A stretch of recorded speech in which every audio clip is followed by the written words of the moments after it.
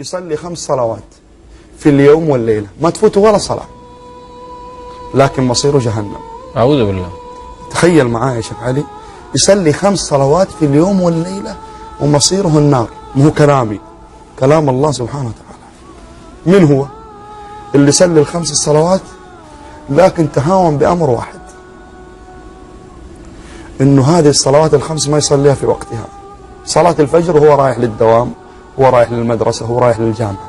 طيب إيش الدليل؟ أعطيني دليل. قال الله عز وجل: فخلف من بعدهم خلف أضاعوا الصلاة واتبعوا الشهوات فسوف يلقون غيا. غيا وادي في جهنم.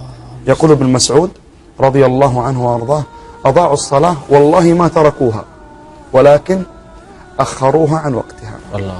قال الله عز وجل في سورة الماعون آية يحفظها الصغير قبل الكبير: فويل لمين؟ للمصلين الذين هم عن صلاتهم ساهون. ساهون هنا نقصد في السهو؟ السهو تضييعها، تأخيرها عن وقتها، عدم الخشوع، عدم الاتيان بها.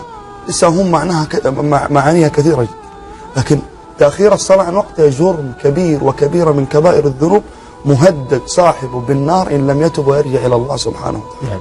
بل الشيخ بن باز رحمه الله له فتوى في هذا المجال. سئل الشيخ رحمه الله عن الرجل يضع منبه الساعة على وقت الدوام ولا يضع على وقت صلاة الفجر، فقال الشيخ: إن تعمد إخراج الصلاة عن وقتها فقد كفر.